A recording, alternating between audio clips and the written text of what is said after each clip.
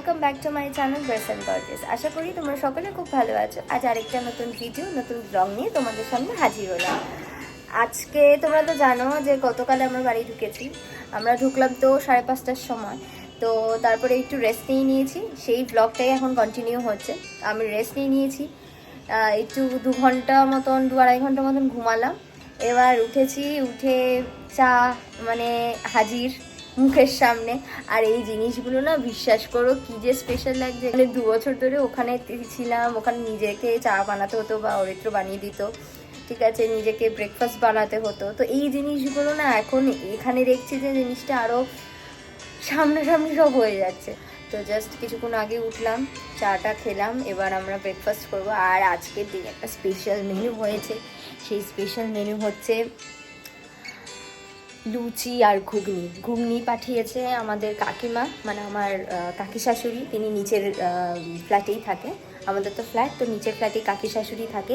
আমি ঘুগনি প্রচণ্ড পছন্দ করি, আর আমি কাকিমাকে বলেই রেখেছিলাম যে যখন আমি আসবো আমাদের জন্য কিন্তু ঘুগনি করবে, লুচি ঘুগনি খাবো, তোমার হাতে লুচি ঘুগনি খাবো। তো কাকিমা ঘুগনি পাঠিয়ে দিয়েছে বানিয়ে, একদম কাকিমা একদম ঠিকই করে রেখেছিল 3 দিন আগে। বাবার মুখে যা শুনলাম যে ঘুগনি বানিয়ে পাঠাবে, ঘুগনি খাওয়াবে প্রথম দিনই। তো ঘুগনি বানিয়ে পাঠিয়ে দিয়েছে, আর দিদি বানাচ্ছে লুচি। দিদি বলতে আমাদের বাড়িতে যে রান্না করে সেই দিদি বানাচ্ছে লুচি। তো প্রচণ্ডভাবে মানে খুব স্পেশাল লাগছে, ঘুম থেকে উঠেই মুখের সামনে এত সুন্দর সুন্দর খাবার, খুব আলাদাই ব্যাপার। আজকে আমাদের একটা বলতে গেলে একটা স্পেশাল দিন। তার কারণ হচ্ছে 2 বছর পর ফার্স্ট টাইম আমরা এই কলকাতাতে এসে ফার্স্ট মানে প্রথম সকাল বলতে পারো। তো চলো দেখি, লুচিটা তোমাদেরকে দেখাই দিদি বানাচ্ছে যে। টেবিলের উপরে রাখা আছে দেখলাম কাকিমার বানানো সেই টেস্টি ঘুগনি। দেখাচ্ছি একটু। হ্যাঁ, এ বাবা, ফুলকো ফুলকো লুচি। রোজ বাড়িতে আমাকে ব্রেকফাস্ট রান্না করতে হতো, আজকে দিদি আমাদেরকে ব্রেকফাস্ট রান্না করে খাওয়াচ্ছে। সকালে উঠে ব্রেকফাস্টে ফুলকো লুচি আর ঘুগনি কার না ভালো লাগে বলো তো। আজকে আমরা সারাদিন রেস্ট নেব, কারণ গতকালই আমরা বাড়ি ঢুকেছি, তাই আজকে সারাদিন বাড়িতে থাকবো, কোথাও বেরোবো না। এখানে কি করেছো গো? এটা ফুলকপি আলুর তরকারি, এখানে মাছ রয়েছে, আর এই যে লুচি হচ্ছে, আর ব্রেকফাস্ট রেডি, ফুলকো ফুলকো লুচি আর ঘুগনি। চলো এবার বসা যাক তাহলে। ও, আজকে বিকেলবেলায় আমাদের বাড়িতে আসবে আমার দিদি আর জয়দা, আর আসবে আমার মাসি শাশুড়ি মানে অরিত্রর মাসি, আর কালকে যাকে দেখেছিলে মনে আছে তো, বুয়াদা, সেও আসবে।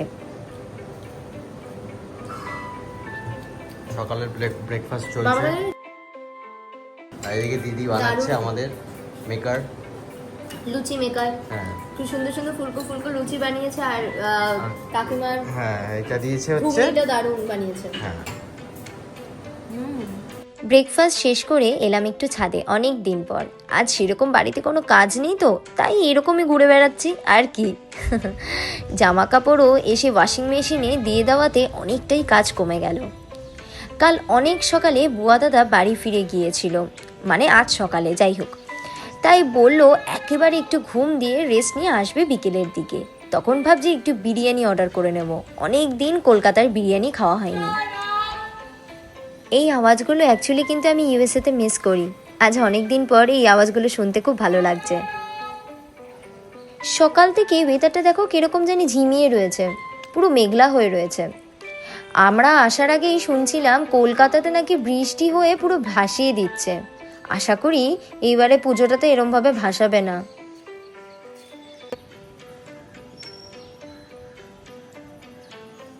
এটা হলো আমার পিসির বাড়ির ছাদ, ওইদিকে দেখা যাচ্ছে সাউথ সিটি।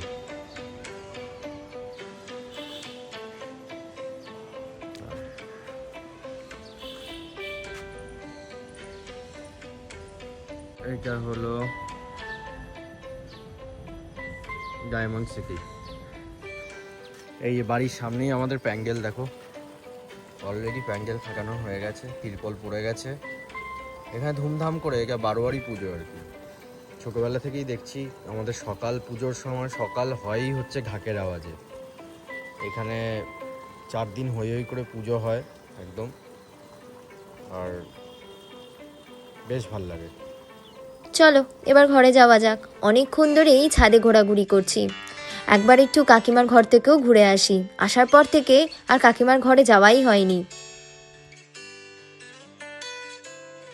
ভোরবেলাতে যখন ঘুম আসছিল না, তখন হুট করে মাথায় আসলো যে নাইকাতে কিছু প্রোডাক্টস আমি অ্যাড টু কার্ট করে রেখেছি আর সেইগুলো অর্ডার করা হয়নি, তাই চট জলদি অর্ডার করে নিলাম। আর এখন তো জানোই নাইকা নাওতে খুব তাড়াতাড়ি প্রোডাক্টস ডেলিভারি করা হয়। এই যে দেখো, এখানে আমি একটা ফেস প্রাইমার নিয়েছি, জানোই তো পুজো আসছে, এগুলো খুব দরকার এখন। আর এইটায় রয়েছে সেটিং স্প্রে। অলরেডি আমি একটা সুগারের সেটিং স্প্রে ইউজ করি, বাট সেটা আমি ইউএসএতেই ভুলে রেখে এসেছি, তাই ভাবলাম এখানেই কিনে নিই একটা। আর যদিও বা এটা খুব হাইপ উঠেছে। আর এইটা প্লামের একটা নায়াসিনামাইড টোনার। আমি ফেস শপের রাইস টোনারটা ইউজ করি, বাট সেটা অলমোস্ট শেষ হতে চলেছে, তাই ভাবলাম এখান থেকেই নিয়ে নিই। যদিও বা আমি দেখলাম যে এই প্লামের টোনারটা বেশ ভালোই রিভিউ রয়েছে।